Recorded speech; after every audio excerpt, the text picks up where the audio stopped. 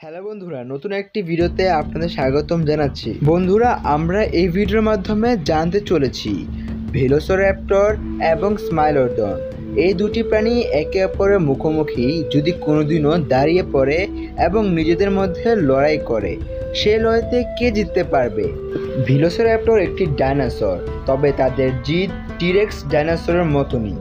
অন্যদিকে স্মাইলোডন বর্তমান বাঘ এবং সিংহের সংমিশ্রণে তৈরি করা একটি প্রাণী। বন্ধুরা, ভেলোসিরাপ্টররা দেহের আকৃতির তুলনায় অন্যান্য ডাইনোসরদের থেকে খুবই ছোট ডাইনোসর হতে পারে, তবে তাদের জিদ এতই ভয়ঙ্কর যে তারা বড় বড় ডাইনোসরদেরকেও দল বেঁধে শিকার করে ফেলতে পারবে। ঠিক সেরকমই একটি স্মাইলোডন তাদের থেকে বড় আকৃতির যে কোনো প্রাণীকে তারা মন চাইলেই তাদেরকে শিকার করতে পারবে। তাহলে বন্ধুরা, এই লড়াইটি অনেক ইন্টারেস্টিং হতে চলেছে। এই লড়াইতে কি ভেলোসিরাপ্টর তাদের দেহের আকৃতির তুলনায় বড় প্রাণীকে শিকার করতে পারবে, নাকি এখানে স্মাইলোডন তাদের 12 ইঞ্চি লম্বা দাঁত দিয়ে ভেলোসিরাপ্টরকে মেরে ফেলতে পারবে? তো সেটাই এখন জানতে চলেছি। তার আগে সবার কাছে একটা অনুরোধ করব, চ্যানেলটিকে সাবস্ক্রাইব করে পাশে থাকা বেল আইকনটিতে ক্লিক করে দিন এমনই লড়াই ভিডিও সবসময় পেতে হলে। যেহেতু বন্ধুরা, এই দুটি প্রাণী একে অপরের মুখোমুখি কোনোদিনও হয়নি, বলতে গেলে কোনোদিনও সম্ভবই নয়, তাহলে এই দুটি প্রাণীর মধ্যে কে জিততে পারবে তা নির্ণয় করার জন্য এই দুটি প্রাণীর সম্পর্কে নানা তথ্য জানতে হবে। প্রথমে স্মাইলোডনের সম্পর্কে কিছু তথ্য জানি। স্মাইলোডন, যে প্রাণীটি আজ থেকে মাত্র 11,000 বছর পূর্বে পৃথিবী থেকে একেবারে বিলুপ্ত হয়ে যায়। তারা যখন পৃথিবীতে বসবাস করত, যে জঙ্গলে থাকতো সেই জঙ্গলে রাজার মতন ঘুরে বেড়াত। তার কারণ হচ্ছে এদের সাথে প্রতিদ্বন্দ্বিতা করার জন্য কোনো প্রাণী তখন ছিল না। এরা ছিল বর্তমান বাঘ এবং সিংহের সংমিশ্রণে তৈরি করার মতন একটি প্রাণী। এদের দেহের আকৃতি ছিল লম্বায় 10 ফুট, উচ্চতায় 4 ফুটের কাছাকাছি, এবং এদের দেহের ওজন জাত ভেদে 400 কেজি পর্যন্ত যেতে পারত। বন্ধুরা, স্মাইলোডনকে এত ভয়ঙ্কর এবং এত হিংস্র প্রকৃতির প্রাণী করে তোলার পিছনে রয়েছে এদের গতিশক্তি। জি বন্ধুরা, এরা প্রতি ঘন্টায় 60 কিলোমিটার বেগে দৌড়াতে পারে। যে কোনো প্রাণীর পিছনে যদি এরা এত জোরে দৌড়ায়, সে প্রাণীটি কোনোভাবেই বাঁচতে পারবে না স্মাইলোডনের হাত থেকে। তাছাড়া স্মাইলোডনকে আরও ভয়ঙ্কর এবং আকর্ষণীয় করে তোলার পিছনে রয়েছে এদের দুটি দাঁত। জি বন্ধুরা, এদের দুটি দাঁতের আকৃতি প্রায় 12 ইঞ্চি পর্যন্ত লম্বা হয়। 12 ইঞ্চি লম্বা দাঁতের সাহায্যে তারা যে কোনো প্রাণীর উপর যদি একবার কামড় দিতে পারে এবং নিজের 12 ইঞ্চি লম্বা দাঁত প্রবেশ করাতে পারে, তাহলে সে প্রাণীটি অবশ্যই মারা যাবে। তাছাড়া এই প্রাণীটির স্পেশাল এবিলিটি হচ্ছে কোনো প্রাণীকে 40 ফুট দূর থেকে এসেই লাফ দিয়ে ধরে ফেলতে পারবে এবং নিজের মুখের সাহায্যে 230 কেজি পর্যন্ত চাপ প্রয়োগ করতে পারে। এই সকল এবিলিটি থাকার ফলে স্মাইলোডন হয়ে উঠেছে একটি ভয়ঙ্কর বাঘ। তবে কেন ভেলোসিরাপ্টর দেহের আকৃতিতে ছোট হওয়ার সত্ত্বেও এত ভয়ঙ্কর, এত মারাত্মক ডাইনোসর হয়ে উঠেছে, সেটা জেনে নেওয়া যাক।